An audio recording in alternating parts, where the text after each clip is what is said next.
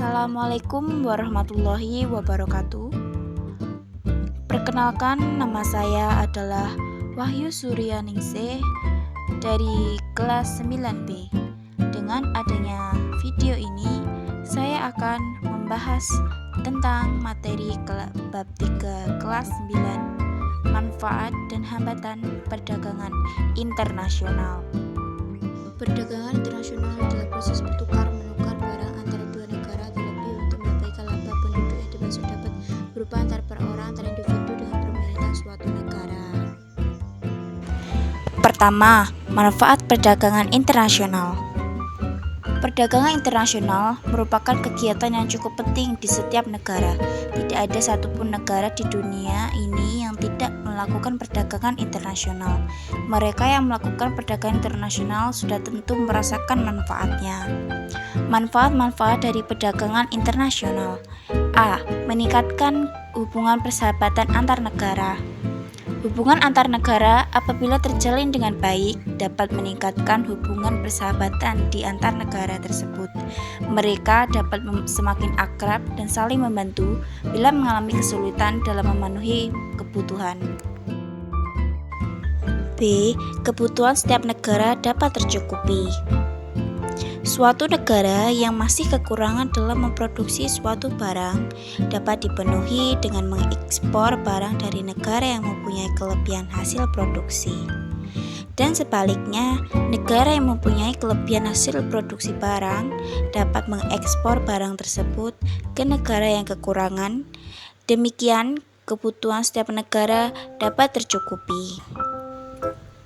C. Mendorong kegiatan produksi barang secara maksimal. Satu tujuan suatu negara melakukan perdagangan internasional yaitu memperluas pasar di luar negeri. Semakin luasnya pasar di luar negeri dapat mendorong peningkatan produksi barang di dalam negeri. Dengan ini akan mendorong pengusaha untuk menghasilkan barang produksi secara besar-besaran. D. Mendorong kemajuan iptek. Perdagangan luar negeri memungkinkan negara tersebut mengimpor mesin-mesin atau alat modern untuk melaksanakan teknik produksi dan cara produksi yang lebih baik. Dengan demikian, adanya teknologi yang lebih mudah dapat meningkatkan produktivitas dan dapat mempercepat pertumbuhan produksi. E. Setiap negara dapat mengadakan spesialisasi produksi. Perdagangan internasional dapat mendorong setiap negara untuk mengadakan spesialisasi produksi dengan memanfaatkan SDA, tenaga kerja, modal, dan keahlian secara maksimal. Demikian, suatu negara akan memiliki produk-produk unggul sehingga dapat bersaing dengan produk-produk di luar negeri. F. Memperluas lapangan kerja. Dengan meningkatnya hasil produksi, maka perusahaan akan semakin banyak membutuhkan tenaga kerja. Hal ini dapat membuka kesempatan kerja baru. Semakin luasnya kesempatan kerja, maka pengangguran dapat berkurang. Yang kedua, hambatan perdagangan internasional. Ada 6, yaitu A. Perbedaan mata uang antar negara. Apabila nilai mata uang negara mengekspor lebih tinggi daripada nilai mata uang negara pengimpor, maka dapat menambah pengeluaran bagi negara pengimpor.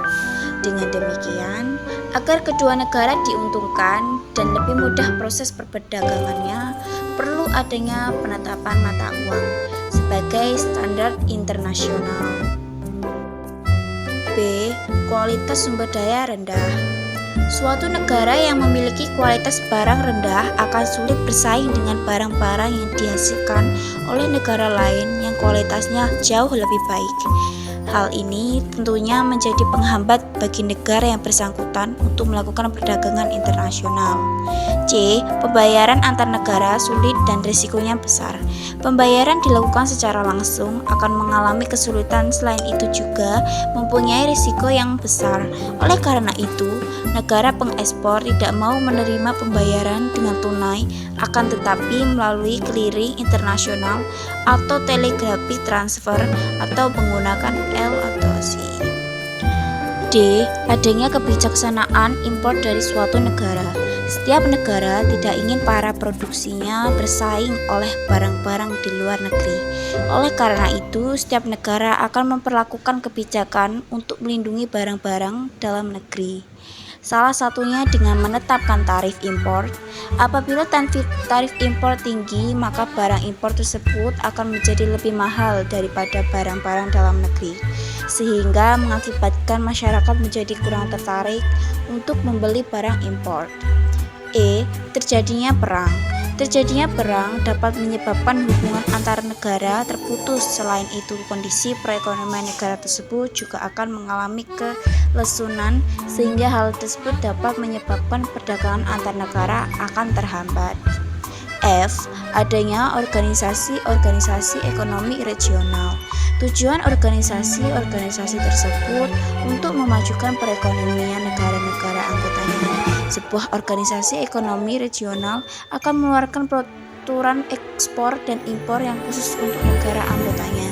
Akibatnya, apabila ada anggota di luar anggota organisasi tersebut melakukan perdagangan dengan negara anggota akan mengalami kesulitan. Faktor pendorong perdagangan internasional. 1. Perbedaan sumber daya alam. 2. Perkembangan iptek. 3. Investasi asing. 4. Permintaan konsumen. 5. Kondisi ekonomi global. Dan 6. Kebijakan pemerintah.